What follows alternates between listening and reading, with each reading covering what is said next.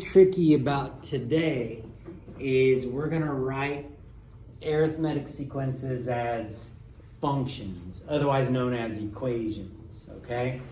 And this can be a little bit tricky because they give us this weirdo formula right here. It's a weird formula. Now, I've never had this formula memorized very well. And I'm not going to make you guys memorize the formula. Is everybody with me on that? I'm going to give you this formula. But what I'm going to expect from you is that you know how to use it. Is everybody with me? So that's what we're going to practice today. So the formula is saying we can find any term, these numbers, right? We can find any term if we know the first term, the position we're looking for. So maybe you want the 50th one or the 100th one, you would put that right there. And if you know the common difference. So you can use this formula to solve for any of these numbers as long as you know which position you're looking for, the first term, and the common difference. So basically, to write an equation, I'm going to want you to be able to fill in the A1, which is the first term, and I'm going to need you to fill in the D, which is the common difference. And once you do that, you're in good shape. So just a heads up, the N is kind of like your X, you know what I mean? And then your A sub N is kind of like your Y. So let's take a look at an example and see how you guys feel about that, okay? So it says write the equation for the nth term, that just means A sub N, of the following arithmetic sequences. And then it says, then find the 50th term. Now class, to find the 50th term, wouldn't that take a while to write it out? That's why it's going to be nice to have an equation, because we'll just use the equation and we'll be done real quick. Well, first things first, we're going to write the equation. So you're just going to start out by writing AN equals. But then you've got to know what the first term is. What's the first term in this sequence? What's the first term? 14, yeah. Not a trick question, is it? Yeah, it's just first term right here. First term, second term, third term, fourth term. The first term is 14. What's the common difference? -3. They are subtracting 3 each time, aren't they? Is everybody with me with that so far? That's all you need to know to write the equation. So you're just going to fill in A1 and D. So you're going to go A sub N is equal to 14 plus parentheses N minus 1. And then class, you do have to be careful right here. Do you guys see how the D is multiplying with the N minus 1? So when we write -3, what do we have to put around it? Parentheses. If we don't put the parentheses there, isn't that going to be saying subtraction? So you got to be super careful with that. Think outside the bun. Dong. All right, so class, right there is our equation. And yeah, we wrote an equation. Pretty exciting, huh? Well, this is I kind of think of this as like point slope form. It's technically an equation, but could it be simplified more? So I want you to go ahead and do a little bit more. Go ahead and distribute that -3 and get -3n what? +3. And then class, do a little bit more and combine like terms. And I think this equation is going to be a real nice. I like that equation pretty well. Does everybody see how I got there? And class, just a reminder, I will always give you this equation. Okay, I will give that one to you. You just got to know to fill in A1 and D, and then clean it up. Just clean it up a little bit. So we did it. We wrote an equation for the nth term. Our nth term is equal to negative 3n plus 17, where n is the position. Well, class, now what do they want us to do?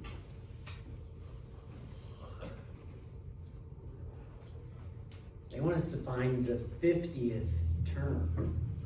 So you're going to go A 50 equals what? Negative 3n plus 17. But what's our n if we're finding the 50th term? 50. And you're just going to crunch those numbers. Do you guys have calculators? Does anybody borrow one? Anybody want to borrow a calculator? Anybody? Calculator? Calculator? Calculator? Calculator? Calculator? Oh yeah! Oh my gosh! Oh my goodness! Boy, that was a splitter right there. Get it? It's a splitter because it's split, but it's not really a baseball pitch, but it's because it's split from here. Okay. That was a baseball joke. Okay, so, class, yeah, help me out. What do you guys get for the 50th term? Negative 150. Negative 150? Don't you still need to add the 17? Yeah, and then you add 17, which is negative 133. Negative 133 would be the 50th term. Does everybody understand what that means? So when this number up here is 50, the number down here is going to be negative 133. Does everybody understand how this works? Is everybody cool? This is new, so I want to make sure if you have questions, you ask. Can we do another one? Yeah. Let's do another one just to make sure we're good. I'm feeling a little risky using pen. It's a little bit risky, but I'll keep doing it. All right, so class, what two things do we need to know to write our equation? A1 and D. A1 and D. A1 is the first term. What's our first term? 1. What's our common difference? Negative 1. Do you guys agree with that? Are they subtracting 1 each time? Mm-hmm. And then look at that formula up there and just fill it in for A1 and D. So we'll go A sub n equals 1 plus n minus 1 times a negative 1. And bam, just like that, we wrote an equation. But now let's clean it up a little bit. Let's distribute.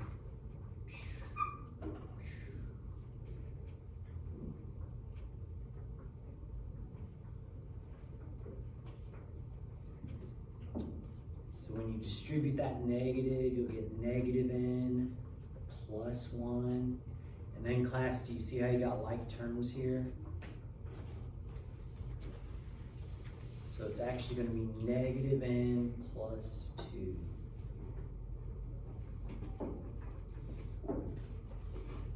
That's a pretty nice equation right there.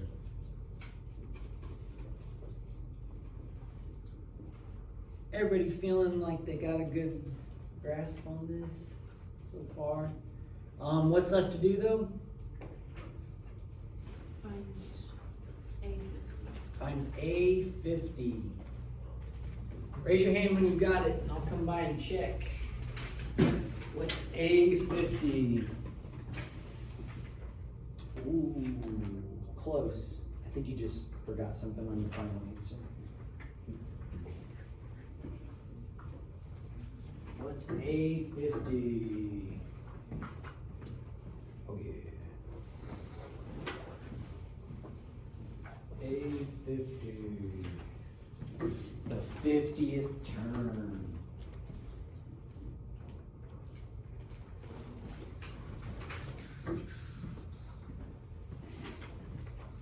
A50, the 50th term. The 50th term, nice. The 50th, ooh, I got something a little bit different. Just double check your math, okay? Got something a little bit different. Oh, okay, you did the same thing. I got something a little bit different. So, oh, 50 is going in place of n. So it's actually that. 50 is the n. Is the n. Okay, I checked a lot of people, but I didn't check everybody. So let's go over this, make sure we're good. So to use this formula, since n is 50, we're finding the 50th term. We put a 50 in for n right there. So we go negative 50 plus 2.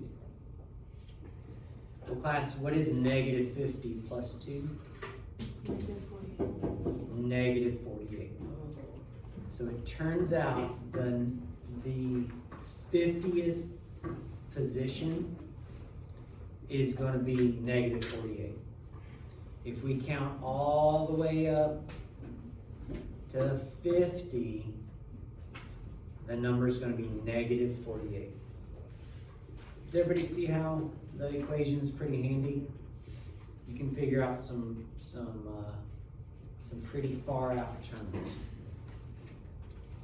What do you guys think? You do have my promise. I will give you this equation all the time. Okay, so let's flip it to the back. And I'm going to go ahead and let's write that formula again on the back. So it was a sub n equals a1 excuse me, plus n minus 1d. I think that's right.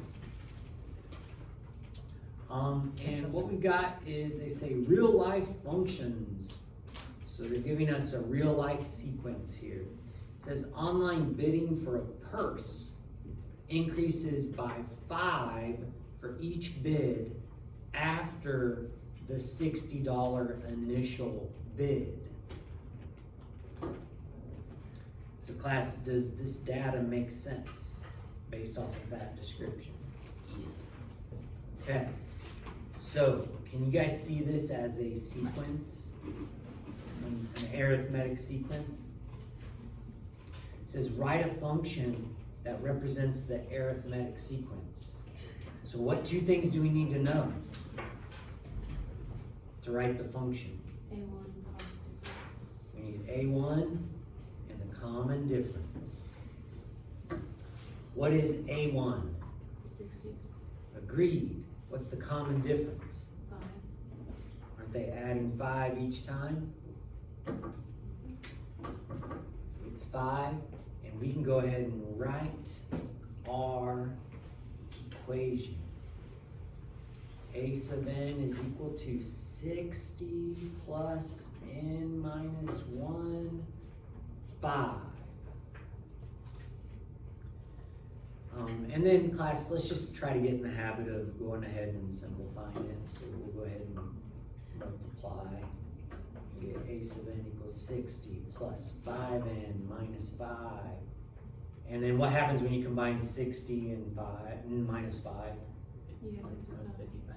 Yeah, a sub n is equal to 5n plus 55.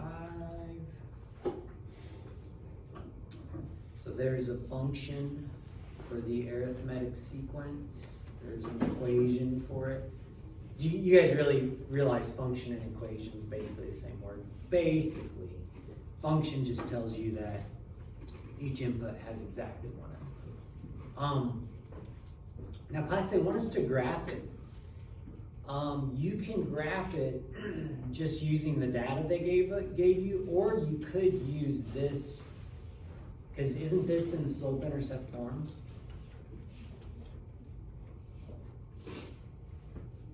So couldn't you graph from slope-intercept form if you wanted to? But I'm just gonna plot these points. I'm gonna have to get 1, 2, 3, and 4. But then class, going up this way, my first bid was at 60, wasn't it? I'm not gonna start at 0 and count up to 60. I'm gonna do one of those zigzags. Do you remember me talking about those? What does that zigzag mean? I'm skipping. Yeah, I'm skipping a bunch of stuff. And I'm gonna skip, and I'm gonna start at, I'll start one below 60. I'll start at 55. And then class, to get these values, do you think I should go by ones? I don't think I get there if I go by ones. Are you guys okay if I go by fives? That'll actually be real nice, won't it? So 60, 65, 70, 75, 80. That should cover everything. And yeah, down here, I'm gonna write bid number, and over here was bid amount, right? Bid amount, or bid dollars, bid amount. And let's plot these points. 160, 265, 370, 475, and we graphed it, didn't we? Now what's funny is it said to graph the function. So guess what we could do, class? We could keep going. Now here's the thing, would it make sense to connect the dots though? Were there any bids in between? There were not any bids in between, were there? The first bid was 60, the second bid was 65. This is discrete data. So we're not going to connect the dots. So class, this last part says the winning bid is $105. How many bids were there? I can think of two ways to solve this, okay? I can think of two ways to solve this. Can somebody tell me one way to figure this out for part C? What's one way to figure out how many bids there were when the winning bid was 105? What's one way to do it? You continue Do it now. like continue adding 5. Okay, could we continue the graph Yeah. until we get to 105? You could totally do that, right? Yeah. Now, what if it was like 205 or whatever? Would 205, would we be able to get there very well from our graph? No. So I want to think of another way we could solve this as well. So one way, I agree with Alexa, is to just continue this pattern until you get to 105. Is everybody with me on that? That is one way to do it. What's another way? 105 minus 60, and then divide that number by 5. Okay, so that's close. Now, the reason I say it's close is 105 minus 60 and divided by 5 would not quite get us the right amount. And the reason why, Devin, is because I'm going to use this formula to help guide my solving. The winning bid was 105. Yeah, Billy? Hi. Hi. You wouldn't happen to have a TI-82 calculator? I do. May I borrow it? What do you need it for? A math test? A math test. Do you know how to use them? Yes. Yeah? Okay. I think so. Let me see if Hope it's the this right has one. batteries in it.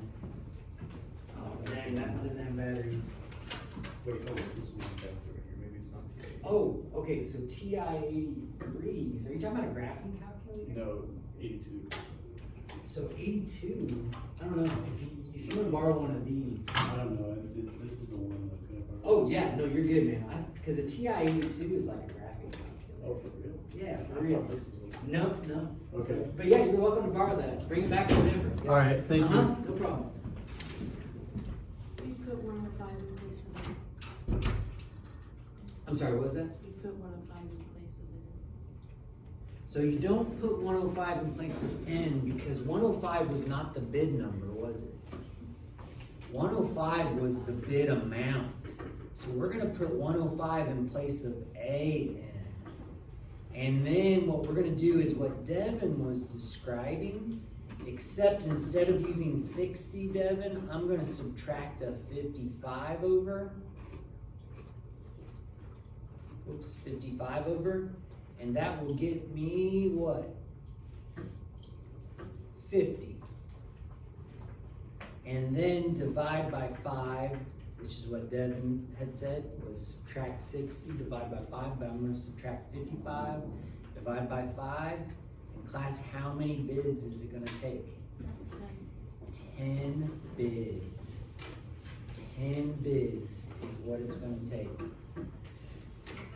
So I just replace that 105 right here because that's the amount, that one, and then I just gotta find out which number it was. I had to find out the position, the bid. So that's another way to solve it. But class, what Alexa had said was keep this pattern going, and you would go 85, 90, 95, 100, and don't you just need to go one more to get to 105? And if you do that, you're gonna find out it was what? Exactly, yeah. This is a better way to do it though if the number was really large and you didn't have a graph, is just take that 105, put it in place of A. So the nth term would be 105, and you gotta find out what n is. And you would find out that it was actually the 10th term. What do you guys think? What do you think about this?